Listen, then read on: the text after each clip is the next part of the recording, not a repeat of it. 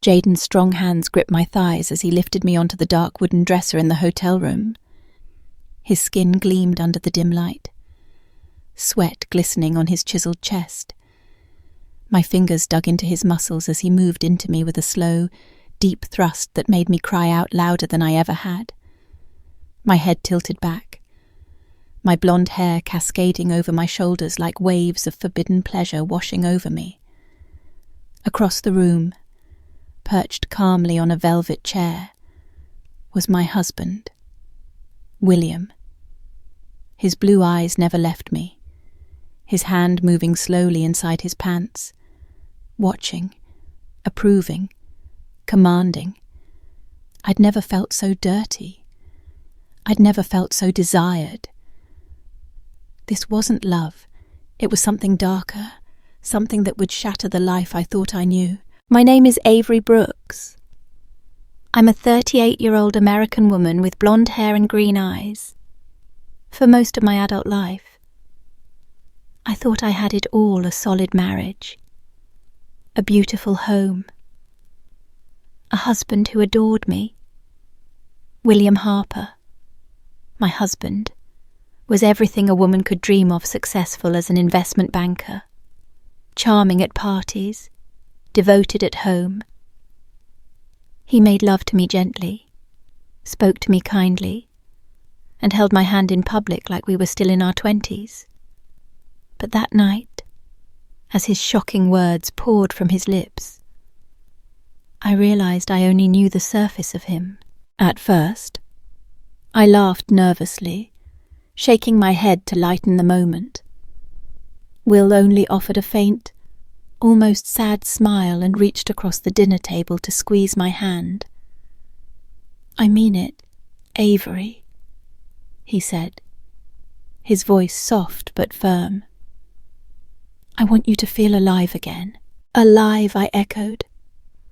Had I been dead? Was our life so empty that he believed I needed another man to awaken me? The days that followed were a haze of confusion and pain. I cried alone in our bedroom, muffling my sobs in pillows. I stared at my reflection, questioning my worth, my marriage, my identity as a woman. Will never pressured me. He planted the seed and left it there, nurturing it with gentle glances and soft kisses, never mentioning it again, but ensuring it grew inside me. And it did. Late at night, as Will's breathing slowed beside me, I'd slip my hand between my thighs, imagining strong, forbidden hands, a body so different from Will's, a hunger I'd never tasted. I hated myself for it, the heat flooding my body, the ache pulsing in my core. I hated how alive it made me feel. After 2 weeks of silent struggle, I made a decision that would change everything. It happened on a Wednesday afternoon at the gym in Cleveland, Ohio, where I was going through a half-hearted workout. That's when I saw him Jaden right. He was unlike anyone I'd seen up close. His broad shoulders strained against a black tank top, his coffee-dark muscles rippling with every movement. His dark eyes were sharp, and when they met mine, something primal sparked between us. I quickly looked away, my heart pounding, my hands trembling as I adjusted the weights on my machine. I told myself I was wrong, that I wasn't that kind of woman. But when I felt his presence behind me, his earthy, clean scent filling the air, I couldn't move. "Need a spot?" he asked, his voice deep and smooth. I nodded, afraid my voice would betray the storm inside me. His hand brushed my waist as he guided me through the movement, his warmth seeping through my leggings, piercing my veins. I bit my lip hard enough to draw blood. When the set ended, I turned and forced a polite smile. "Thanks," I said. "No problem," he replied, his smile weakening my knees. You come here often? It was the oldest line in the book. But from Jaden, it felt fresh, dangerous, like an invitation to step through a door I could never close again. I left the gym trembling, his touch haunting every inch of my body. I sat in my car for nearly an hour, staring at the steering wheel, trying to hold back tears. I should go home. I should erase the encounter from my mind. Instead, my fingers moved almost on their own. Texting, "Will, I met someone." His reply was immediate. "Good. Tell me everything when you get home." I stared at the screen, a lump in my throat. Will wanted this. He craved it. I was falling into something I couldn't control, and for the first time, I wasn't sure I'd survive it. The days after felt like a slow-burning fever. Will and I barely spoke about what happened at the hotel, but it lingered between us like thick smoke. Every time I closed my eyes, I saw Jaden. I felt his touch, heard the way he made me moan without shame. It haunted me, thrilled me, terrified me. Will had unlocked something inside me, a dark hunger I couldn't tame. I tried to bury it, to pretend it was a fleeting fantasy, something that would never happen again. But deep down, I knew the door was open, and there was no closing it. One Friday evening, as I folded laundry in our bedroom, my phone buzzed. A text from an unknown number. "Thinking about you. That night was unreal. I can still feel you trembling. Let's not leave it at one night." My heart pounded. Jaden. Somehow, he'd gotten my number. Maybe Will gave it to him. Maybe he found it himself. It didn't matter. What mattered was the fire igniting between my thighs just reading his words. I tried to resist. I really did. But an hour later, I texted back. His reply came instantly. Black Orchid Lounge. Tonight. 9 Hugru. Wear something red. I should have said no. I should have blocked his number and told Will. Instead, I stood before my mirror, slipping into the most sinful red dress I owned, clinging to my curves like a second skin. I curled my hair, applied blood-red lipstick, and stepped into black heels.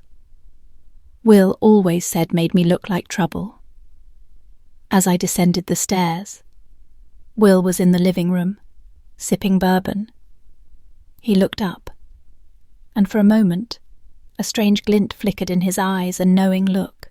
"Going somewhere?" he asked, his voice calm. "Out for a drink," I said, barely meeting his gaze. He nodded slowly, taking another sip. "Be safe." There was no anger, no suspicion, just a strange satisfaction playing at the corners of his mouth. My legs shook the entire drive to the lounge, my heart pounding so loudly I was sure other drivers could hear it. I nearly turned back twice, but something deeper, something wicked, kept pushing me forward. Stepping into the Black Orchid Lounge was like entering another world. Black velvet booths, soft jazz, flickering candles on every table. There, at the bar, was Jaden, wearing a black shirt stretched across his broad shoulders, his skin like melted chocolate under the dim lights. When he saw me, his smile was slow, hungry, dangerous. He stood, took my hand without a word, and pulled me into his arms. My body melted against him, his spicy, masculine scent overwhelming my senses. "I shouldn't be here," I whispered. "But you are," he said, his voice full of promise. His lips brushed my ear, sending shivers down my spine. Jayden led me to a secluded booth, far from prying eyes. As we sat, his hand slid up my bare thigh under the table. I gasped, grabbing his wrist, but he only grinned. "Tell me to stop," he said. I opened my mouth, but no words came. I didn't want him to stop. Every nerve in my body screamed for more. His fingers found the edge of my lace panties, pulling them aside. My breath quickened as he slid 2 fingers inside me, hidden by the tablecloth. I bit my lip until I tasted blood.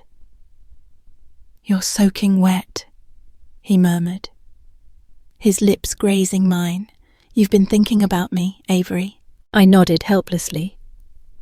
For the next hour, Jayden played me like an instrument, pushing me to the edge again and again with his hands, his words, his smouldering gaze.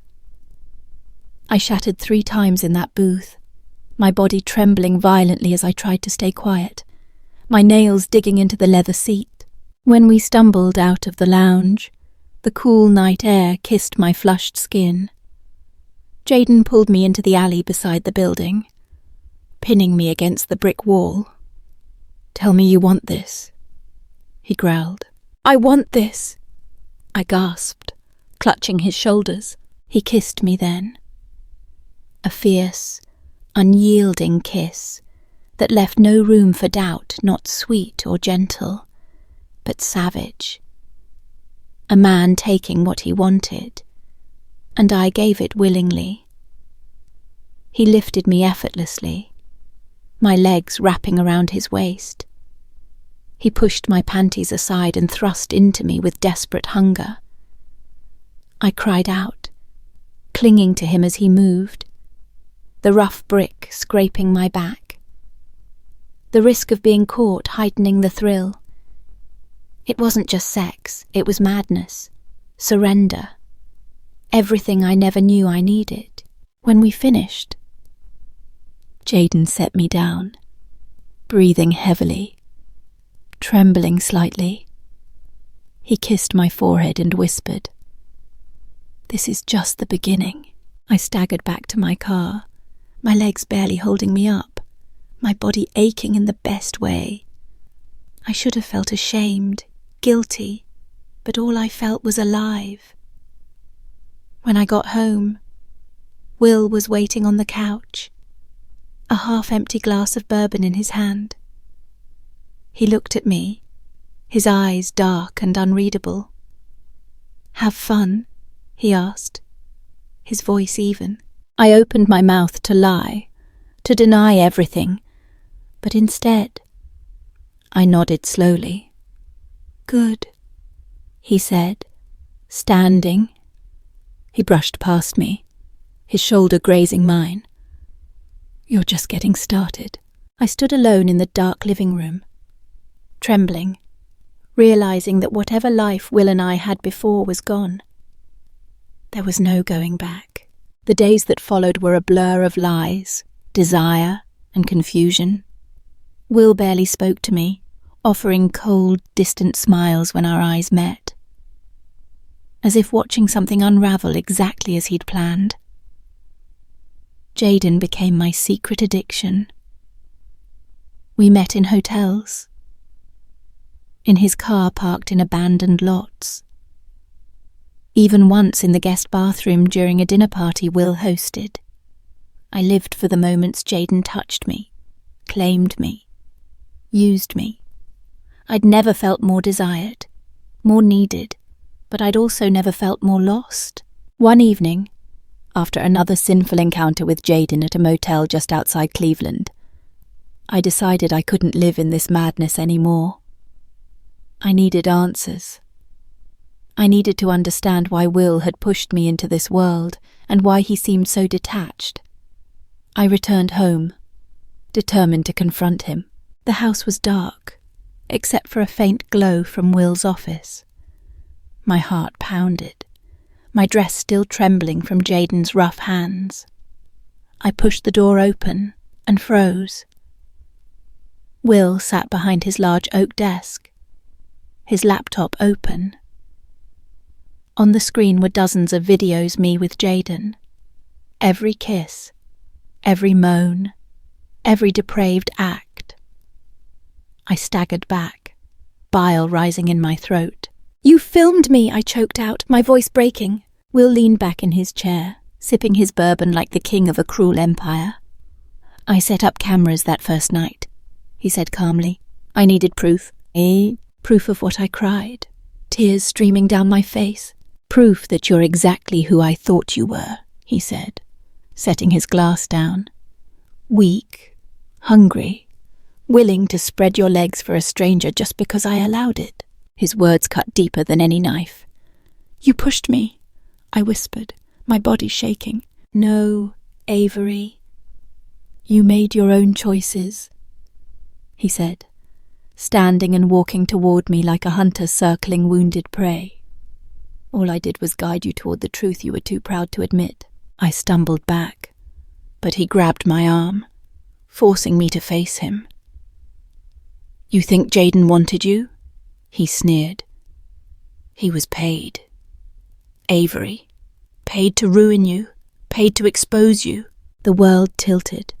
The air sucked from my lungs. "You're lying," I whispered, shaking my head. But deep down, I knew he wasn't. Why, I gasped, sobbing now. He smiled. Not triumphantly, but venomously. "Because you were gone long before Jaden touched you," he said coldly. "Because I stopped loving you years ago. Because I wanted to destroy the illusion we were both clinging to." He released my arm, and I collapsed to the floor, a heap of torn red silk and shattered dreams. "And because," he added, his voice a brutal whisper, "I found someone who could love me the way you never did." He turned back to his desk and clicked another video. There, on our bed, was Will with another woman, Olivia Grant, my best friend. Their bodies moved in desperate rhythm, laughing, whispering things to each other that Will hadn't said to me in years. I screamed, the sound tearing through the walls. Will closed the laptop and stared at me, his eyes devoid of emotion. "You ruined yourself," he said, picking up his glass. "I just let you." I don't know how long I sat on the floor after he left the room. Hours. Maybe years. The pain was so deep, so haunting. It felt like I'd died and been reborn into a nightmare. In the weeks that followed, divorce papers arrived swiftly. Will ensured everyone knew my shame. The videos found their way to anonymous gossip sites. My reputation destroyed. Friends stopped calling. Family stopped looking me in the eye. I lost my job, my home, everything. Even Jaden vanished. His role played, disappearing like smoke in the wind. I moved to a dingy one-bedroom apartment on the rough side of town. No car, no friends. Nothing but the crushing weight of my mistakes. At night, I'd stare at the ceiling, wondering when my life had ended. Was it the moment Will suggested opening our marriage the night Jaden first touched me? Or long before, when I stopped noticing the man I'd married and started chasing what I thought I'd missed? I don't know. All I know is I was a fool who thought she was chasing freedom, a fool who thought she was pursuing pleasure, a fool who never saw the trap until it snapped shut around her. In the end, Will was right. I destroyed myself, and no one, not Will, not Jaden, not Olivia, had to lift a finger to do it. Thank you for reading my story. It's raw, painful, and deeply human, and I hope it resonates with you in some way.